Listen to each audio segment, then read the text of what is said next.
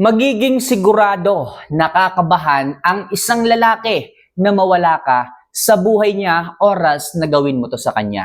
Yes mga kamamay, eto na naman po tayo sa mga bagay na maaari niyong i-apply at gawin pagdating sa isang lalaki upang masigurado natin nakakabahan talaga sila na mawala ka sa buhay nila. Yes mga kamamay, isang ngiti naman dyan. Ito na naman para po ito sa inyo, para doon sa mga kababaihan natin dyan na nangangamba na nagtatanong, na nagko-question kung talaga bang mahal pa sila ng taong minamahal nila. So yes mga kamamay, bago po natin to simulan, bago po natin to umpisahan, isa lang naman ang aking hinihiling. So kung nakakatulong, nakaka-adapt kayo sa mga video na na ginagawa ko, huwag nyo naman po sanang kalimutang mag-subscribe, mag-like, at mag-comment na rin sa ibaba na kahit na ano, napakalaking tulong yan pagdating dito sa ating Nungking channel. So kung handa na po kayo at nagawa nyo na po yan, simulan na po natin ang ating topic ngayong hapon na ito. So ano nga ba ang siguradong paraan na maaari mong gawin sa isang lalaki upang siguradong kabahan ang mga yan na mawala ka sa buhay nila? So number 1. So paminsan-minsan, iparamdam mo rin na wala kang pakialam. Yes, mga kamamay, sa isang relasyon, okay, so paminsan-minsan napakahalaga po nito. Yung tipong paminsan-minsan lang paminsan-minsan ipakita mo na nawawala ka rin ng pakialam sa kanya, lalo na sa mga panahon na ginagawang kanya ng kamalian o sa mga panahon na sinasaktan kanya. Okay, kamamay, anong ibig mong sabihin na dapat wala rin akong pakialam sa kanya? Oo mga kamamay, ang ibig kong sabihin, kapag niloko ka, kapag sinaktan ka, kapag pinagtaksilan ka, dapat willing ka rin ipakita kung ano yung worst na ugali mo. Kailangan willing ka rin ipakita na nasaktan ka, na ganito ang resulta kapag ka niloko ka, na ganito ang magiging feedback o dating o impact sa iyo kapag ka sinaktan ka niya. Nagbabago ka, nagiging wala ka ng paki sa kanya, para sa ganon, maghabol din siya. Para sa ganon, matakot siya na mawala ka sa buhay niya.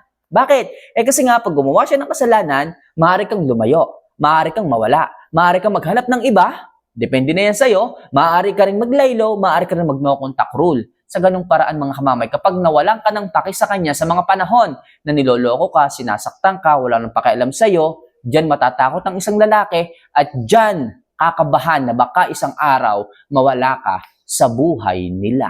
Kaya mga kamamayan, napakahalaga niyan. Napakahalaga na ipakita mo rin ang side mo na maaari kang mawala. Siyempre, mawala rin yung paki mo sa kanya kapag hindi kanya iningatan. So next, mas piliing maging tahimik at bawasan ang pagpaparamdam. Yes mga kamamay, sa isang relasyon, hindi naman kailangan palagi kang nandyan para sa kanya, yung tipong hindi ka palaging makulit, hindi ka palaging maingay, hindi ka palaging chat ng chat, hindi ka palaging message ng message o tawag ng tawag. So kung gusto nyo po nakabahan ng isang lalaki na mawala ka sa buhay nila, kailangan mga kamamay, iparamdam nyo sa kanya na hindi lang sa kanya umiikot ang mundo mo. Yung tipong hindi na lang palagi ikaw yung naghahabol sa kanya. Yung tipong ikaw na lang palagi nagchat-chat, nagme-message, kung kahit ang isang lalaki ay makakampante sa iyo. Kung kahit ang isang lalaki ay maglalagay ng loob sa iyo na sobrang mahal mo siya. Pero kung ipaparamdam mo po sa isang lalaki mga kamamay na hindi ka ganon karaming oras sa kanya, tahimik ka lang, busy ka sa ginagawa mo, busy ka sa pinagkakaabalahan mo, busy ka sa negosyo mo, busy ka sa pag-aaral mo, busy ka sa kung ano mang ginagawa mo, sa pagpapaganda ng sarili mo, ang isang lalaki ay magtataka at magtatanong, mag-iisip, kakabahan na baka mamaya hindi na siya ang laman ng puso mo. Kakabahan na baka may iba ka nang nakaka-chat. Kung bakit hindi ka nagpaparamdam masyado, hindi ka nakagaya ng dati na nangungulit. So yan ang magiging points ninyo sa isang lalaki. Kapag masyado kayong tahimik, hindi kayo nagpaparamdam masyado, siya yung nag-iisip. Ngayon, pag nag-isip siya ng nag-iisip, nagiging overthinker ang mga lalaki sa inyo. Baka mamaya, kung sino nang nakaka-chat nito, baka mamaya, kaya pala hindi nagme-message sa akin, kung sino nang katawagan. So nag-iisip siya, hanggang sa matakot na siya, na baka isang araw, mawala ka na sa buhay niya. Kung kaya't mas iingatan, mas mamahalin, mas pahalagahan ka ng isang lalaki kapag kaganyan.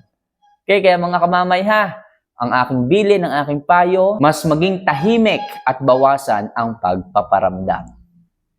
So next, Magsikap na araw-araw magpaganda at magpa-sexy. Yes, mga kamamay, napakasimple lang nito pero napakalakas nito na talagang kakabahan ang isang lalaki na mawala ka sa buhay niya o talagang matatakot na mawala ka sa kanya. Bakit?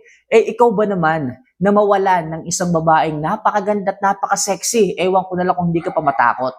Napakahirap kayang humanap ng isang babaeng conscious sa kanyang sarili, conscious na talagang palaging nag-aayos. Yung tipong hindi siya sanay na walang ayos, hindi siya sanay na mataba o tumataba o pumapayat.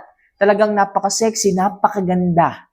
Kaya mga kamamay, akala nyo lang, maliit na bagay daw pagdating sa isang lalaki, pero talagang iingatan kanya at kakatakutan kanya na baka mawala ka sa kanya kapag iniingatan mo ang sarili mo. Kapag nag-aayos, nagpapasexy, nagpapaganda ka, napakalaki po niyang impact pagdating sa isang lalaki. Kaya please, huwag niyo pong kakalimutan na unahin ang inyong sarili. Huwag niyo pong kakalimutan na mag-ayos, magpaganda at magpa-sexy kasi para sa inyo din naman yan eh. Para sa inyo din. Yun nga lang, additional bonus and points lang po ito sa isang lalaki na talagang magiging dahilan yan kung bakit matatakot ang isang lalaki na mawala ka sa kanya o maagaw ka ng iba. Alright? So next. Huwag kang magpatalo kung alam mong nasa tama ka. Yes, mga kamamay. Ito mga kamamay kapag yung isang lalaki na napakataas, masyado nang mataas ang pride, yung tipong kahit maling-mali na siya, alam mong maling-mali na siya, pero ayaw pa rin niya magpatalo eh. Ayaw pa rin niyang bumaba, ayaw pa rin niyang mag-sorry kapag kaganyan mga kamamay. Hindi niyo deserve ang lalaking ganyan. Alam kong alam din ng isang lalaki yung kanilang pagkakamali, kaso nga lang, napakataas ng kanilang pride eh. Ganyan po yung mga tao, o yung mga lalaki, kahit mga babae. Kapag sobrang taas ng pride nila, kahit alam nilang mali sila, ayaw nilang bumaba. Sila yung mga tao na perfectionist.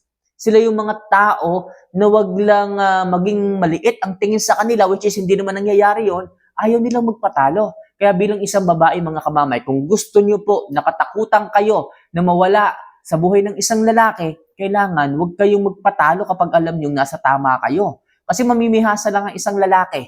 Lalong tataas ang pride, ang ego ng isang lalaki kapag pinakita po ninyo na kahit kayo yung nasa tama, kayo pa rin yung bumababa. Hindi mangyayari mga kamamay na pakikinggan kayo ng mga yan pagdating ng araw. Okay? Mamaliitin lang kayo ng mga yan pagdating ng araw. Kung kaya't ipaglaban, mga tuwiran, kung kinakailangan lumayo, kung kinakailangan hindi magparamdam at mag-no contact rule, gawin po ninyo. Basta ang isang lalaki matuto, basta ang isang lalaki ay makita ang kanyang pagkakamali. Yung mismong aral, yung mismong karunungan. O paano ko ba sasabihin? Yung mismong pagkaunawa ng lalaki, yun ang mahalaga eh. Dapat maunawaan ng isang lalaki na mali siya. Hindi yung punto na kapag mali siya, dapat bumababa ka. Hindi dapat yung ganon. Kailangan ang malaman, maintindihan ng isang lalaki kapag mali siya, dapat mali siya. Dapat kung mali siya, dapat marunong siya mag-sorry. Hindi po pwede yung tataas pa niya ang pride niya, alam niyang mali na siya. Kaya yung mga lalaking ganyan, dapat iniiwanan, pinagtatanda. Kaya please, hanggat maaari mga kamamay, hanggat maaari mga kamamay, huwag kayong bumaba, huwag kayong magpatalo kung alam niyo po na kayo yung nasa tama para hindi mamihasa ang isang lalaki para matuto na rin sila sa inyo. Alright? So next, sikapin mo rin na maging mabuting tao para makilala ng marami.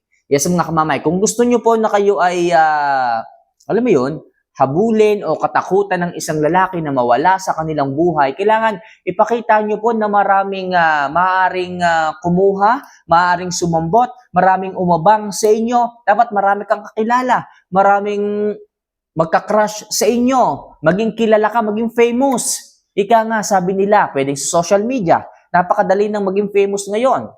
Gaya nitong ginagawa ko mga kamamay, pwede kayong mag-vlog, pwede kayong mag-upload ng kung ano man, ng inyong mga updated na mga picture, na mga video, para sa ganun, maraming makakilala sa inyo, maraming magka-crush, humanga sa inyo, makakatulong po yan.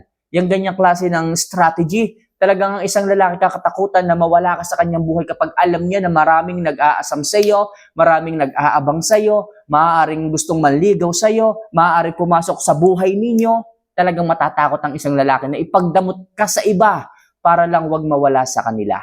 So, yun lang muna sa ngayon mga kamamay ha, yung mga bagay na maaari nyong gawin upang kabahan, matakot ang isang lalaki na mawala ka sa kanilang buhay. So, for more videos and love advice mga kamamay, huwag niyo po sanang kalimutan na mag-subscribe, mag-like at mag-comment na rin sa video natin ito. So, see you for our next vlog. Mahal ko po kayo. Tatandaan niyo yan. Paalam.